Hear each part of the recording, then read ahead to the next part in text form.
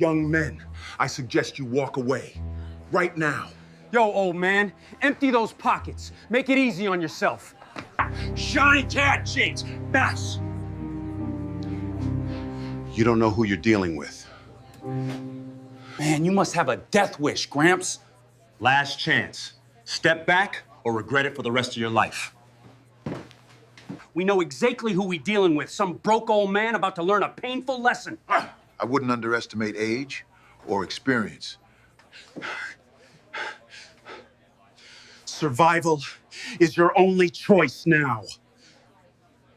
Three young thugs cornered him in that dark alley, laughing at the gray-haired man with a cane. They had no idea they just picked a fight with a living legend. What happened next? It shocked everyone who witnessed it.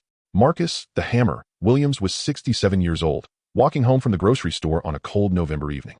His cane tapped rhythmically against the wet pavement, his shoulders slightly hunched from years of hard labor. To anyone watching, he looked like an easy target. But looks can be devastatingly deceiving. The streets of Detroit's East Side had changed dramatically over the decades. Where there once stood thriving businesses and tight-knit communities, now stood abandoned buildings with shattered windows like hollow eyes staring into the darkness. Marcus had watched his neighborhood transform, had seen good people leave and desperate ones arrive. But he refused to abandon the place where he'd grown up, where his memories lived. Tonight, the air was thick with moisture, and a light drizzle made the streetlights cast eerie halos in the fog. Marcus clutched 2 plastic grocery bags, nothing fancy, just eggs, bread, milk, and the medication for his arthritis. The same arthritis that forced him to use that wooden cane, the one with the rubber tip that had worn smooth from thousands of miles walked. His gray hair, cut short and neat, glistened with tiny droplets of rain. His weathered brown skin told stories of a life fully lived. Every wrinkle a chapter, every scar a lesson learned the hard way. He wore a simple brown jacket, faded jeans, and comfortable walking shoes. Nothing about Marcus Williams screamed danger. Nothing about him suggested he was anything more than another elderly man trying to survive in a rough neighborhood. That's exactly what made him the perfect target. As Marcus turned down the shortcut through Miller's Alley, a narrow passage between 2 abandoned warehouses, he felt it. That old instinct, that sixth sense that every real fighter develops after years in the ring. The sensation of being watched, being hunted. His grip on the cane shifted almost imperceptibly. His breathing remained steady, controlled. His eyes, though appearing to look straight ahead, caught every shadow, every movement in his peripheral vision. Decades ago, this awareness kept him from walking into devastating uppercuts and hook punches. Tonight, it would serve a different but equally important purpose. The laughter came first, young, arrogant, cruel. The kind of laughter that has no empathy, no understanding of consequences. It echoed off the brick walls, surrounding Marcus from multiple directions. Then they appeared. 3 figures materialized from the darkness like predators who'd been lying in wait. They couldn't have been older than 25, each one wearing the uniform of street life. Oversized hoodies, sagging jeans, expensive sneakers that probably cost more than Marcus's monthly grocery bill. Their swagger was exaggerated, their confidence artificially inflated by numbers and perceived superiority. They had youth. They had strength. They had numbers. But Marcus had something infinitely more valuable, experience in violence that these boys couldn't even comprehend. The trap had been sprung. The prey was cornered. At least, that's what they believed. Marcus set his grocery bags down gently against the wall, protecting the eggs. His movements were slow, deliberate, non-threatening.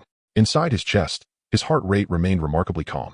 He'd been in far more terrifying situations than this. These young men had no idea they just made a catastrophic mistake. The kind of mistake that would haunt them for the rest of their lives. The 3 young men emerged from the shadows near 5th Street. The tallest one, wearing a red bandana, stepped forward with a cocky grin. He stood about 6'3", with broad shoulders and arms covered in amateur tattoos that spelled out crew names Marcus didn't recognize. His gold chain caught the dim light, swaying with each confident step. Yo, old man, empty those pockets. Make it easy on yourself. Marcus stopped walking.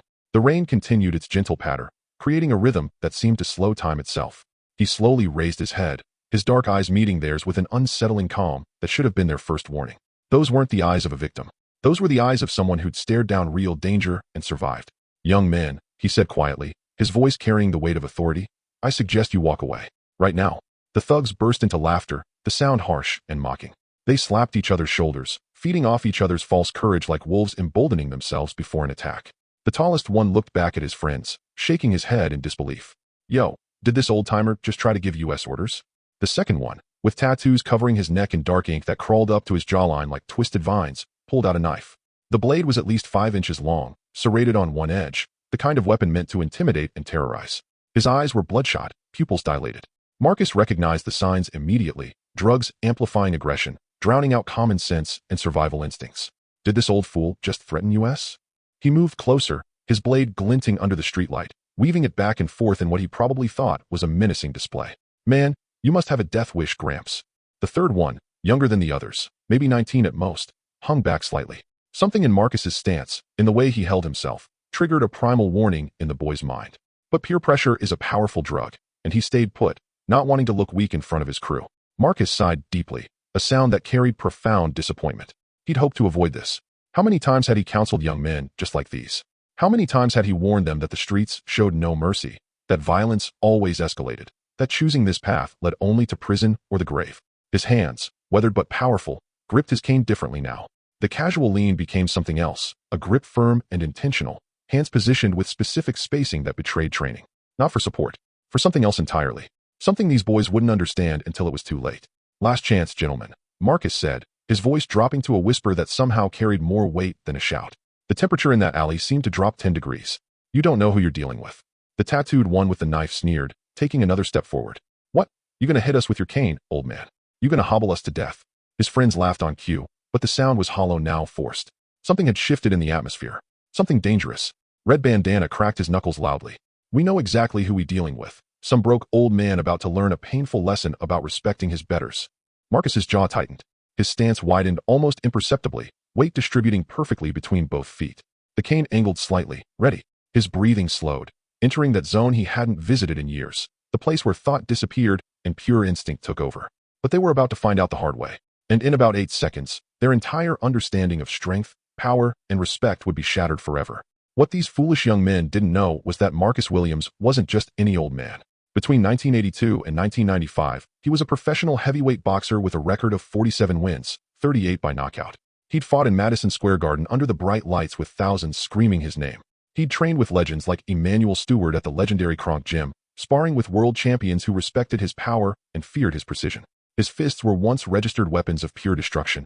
Insurance companies literally classified them as such. Sports journalists wrote features about his devastating right hand, analyzing the biomechanics of how he generated such catastrophic force. Commentators would replay his knockouts in slow motion, trying to explain to audiences how a single punch could shut down a man's consciousness like flipping off a light switch. The streets used to call him the Hammer, because when his right hand connected, opponents didn't just fall. They collapsed like demolished buildings in controlled demolitions. One punch. That's all it took.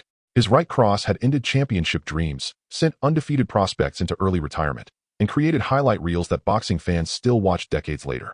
He'd survived fights with champions whose names were etched into sports history books. He'd taken punches that would hospitalize ordinary men, hooks that cracked ribs, uppercuts that loosened teeth, body shots that felt like car accidents. Yet Marcus always got back up, always kept moving forward, always found a way to win. Pain was just information. Fear was just a chemical reaction to manage and overcome. And violence? Marcus had learned to read violence like scholars read ancient texts. He could see a punch forming before the attacker even knew they were going to throw it. He understood angles, distance, timing, and leverage at a level that went beyond conscious thought. It was embedded in his DNA, wired into his neural pathways through 10,000 hours of brutal training. But that was decades ago. After retiring at 33 with enough brain cells still intact and enough money saved, Marcus became a youth counselor, dedicating his life to keeping kids out of the life he'd escaped. He never talked about his fighting days. The photographs and trophies stayed boxed in his basement. The championship belts collected dust in a storage unit. The cane? That was a real injury from arthritis that gnawed at his joints like rust on old machinery. The gray hair was real. The slower walk was genuine. Marcus wasn't pretending to be old. He was old. His body had absorbed decades of damage, paid the price for all those wars in the ring. But the reflexes, the training, the muscle memory burned into his very soul like brands on leather. That never truly leaves a fighter. You can't unlearn what your body knows at a cellular level. You can't erase the instincts that kept you alive in a profession where one mistake means unconsciousness. The red bandana thug lunged forward to grab Marcus's collar, his movements telegraphed and clumsy, amateur hour compared to the professionals Marcus had faced. It was the biggest mistake of his life. What happened next took less than 8 seconds, but it would change everything, for all of them, forever. Marcus's cane whistled through the air with professional precision, the movement so fluid it seemed choreographed. The wooden shaft cracked against the knife wielder's wrist with a sound like a baseball bat hitting a fastball. Bone met wood with devastating accuracy. The knife clattered to the ground, spinning across the wet pavement, its threat neutralized in a fraction of a second. Before the tattooed young man could even register the pain, before the nerve signals could travel from his shattered wrist to his brain to scream their warning, Marcus's left jab exploded forward. Sharp as lightning, faster than seemed possible for a man his age, faster than these young thugs could even process. The punch covered the distance with textbook form, shoulder rotation, hip torque, weight transfer, all condensed into one perfect strike. It connected with Red Bandana's jaw with surgical precision, hitting the exact point where the mandible meets the skull, the button, as fighters call it. His head snapped sideways violently, eyes rolling back immediately. Red Bandana crumpled instantly, his legs betraying him as his brain temporarily shut down from the shock. He hit the concrete like a puppet with its strings cut, completely unconscious before his body finished falling. One down. 2 seconds elapsed. The tattooed one, still processing his shattered wrist, rushed in from the side with a desperate roar, swinging wildly with his good hand. Pure adrenaline and rage. No technique, no strategy. Marcus had seen this exact scenario hundreds of times, the panicked aggressor making themselves vulnerable through emotional fighting. Marcus pivoted with footwork that betrayed his true nature, his feet moving in the classical boxer's dance. Weight on the balls of his feet, knees slightly bent, balance perfect. He slipped under the wild punch so smoothly it looked effortless, making the attacker swing at empty air. Before the thug could reset, Marcus delivered a devastating body shot to the ribs. The left hook to the liver was a thing of brutal beauty. Decades of training compressed into one perfect punch. His fist sank deep into the soft tissue below the ribcage, targeting that vulnerable organ with the precision of a surgeon and the force of a sledgehammer. You could hear the air explode from the thug's lungs, a sound like a balloon popping mixed with a wounded animal's cry. The tattooed attacker's face went pale instantly, then greenish. His mouth opened in a silent scream as every muscle in his body seized. He dropped to his knees, gasping helplessly, unable to breathe, unable to think, his entire world reduced to the white-hot agony radiating from his torso. 2 down. 6 seconds total. The third attacker froze completely, his feet rooted to the concrete as if he'd been turned to stone. His eyes went wide with pure, primal terror. The reality crashed over him like a tidal wave. This wasn't an old man. This was a predator disguised in age packaging. This was death wearing a grandfather's face. Marcus turned toward him slowly, deliberately. No hurry, no wasted movement. His breathing remained controlled, steady. Those dark eyes locked onto the young man with an intensity that stripped away every layer of false bravado. Run, Marcus said simply. One word, soft-spoken, but carrying the absolute authority of someone who'd just demonstrated exactly what he was capable of. The young man didn't need to be told twice.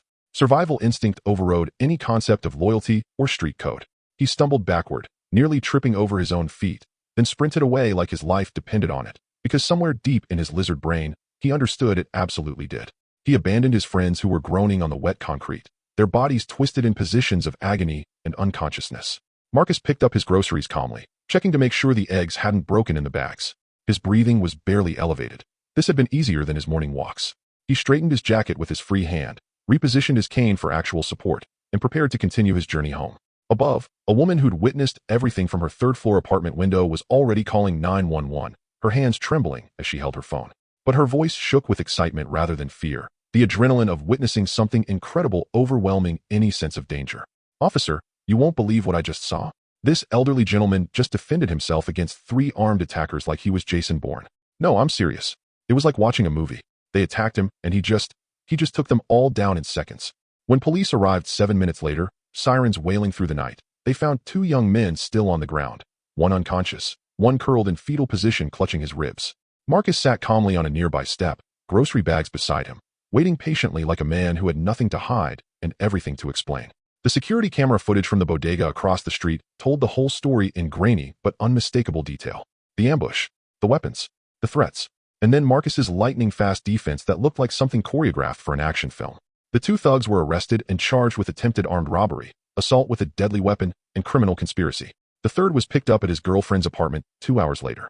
Within 48 hours, the video went viral. Absolutely explosive. It racked up millions of views across every social media platform: Twitter, Instagram, TikTok, Facebook, YouTube. People couldn't get enough of it. The comments sections erupted with reactions: shock, admiration, disbelief, celebration. Gramps said, "Not today, Satan. Never judge a book by its cover, ever." He folded them like laundry. News outlets tracked down Marcus's boxing history, diving into archives and sports databases. They unearthed photographs of a younger Marcus, muscles rippling, gloves raised, standing over defeated opponents. They found interviews from the 1980s where commentators praised his devastating power. Old fight footage surfaced, grainy VHS recordings of the Hammer, living up to his nickname, ending fights with single punches that echoed through arenas. His legendary career was revealed to a new generation who'd never heard of him. ESPN ran a feature. Local news stations camped outside his modest home. Social media exploded with tributes, memes, and breakdowns of his technique.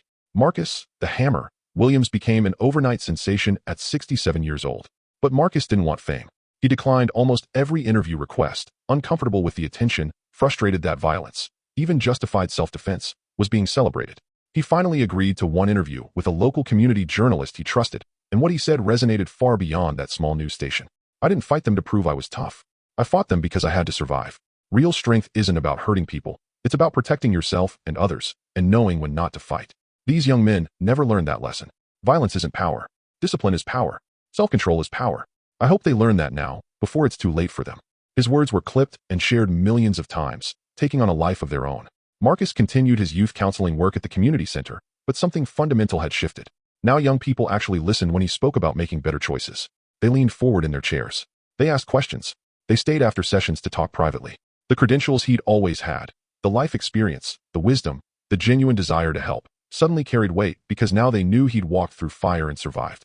Respect, once reluctantly given, became genuine. Those few seconds in an alley became a teaching moment that echoed through his community and beyond, about respect, about assumptions, and about the fact that you never truly know someone's story just by looking at them. The 3 attackers? 2 took plea deals and enrolled in the very youth program Marcus ran as part of their rehabilitation. The irony wasn't lost on anyone. There, under Marcus's guidance, they began learning what real strength actually meant. Before you click away, answer me this. If you were in Marcus's shoes, would you have shown mercy like he did, or would you have made sure they never got up? Be brutally honest in the comments. And here's the real question that's dividing thousands of viewers right now. Did Marcus go too easy on them, or was his response perfect? Your answer reveals more about you than you think. Drop your take below, and don't forget to check out the next story on your screen. It's about a homeless veteran who saved an entire family, and what happened next will absolutely wreck you. Hit subscribe so you never miss these incredible true stories. See you in the next one.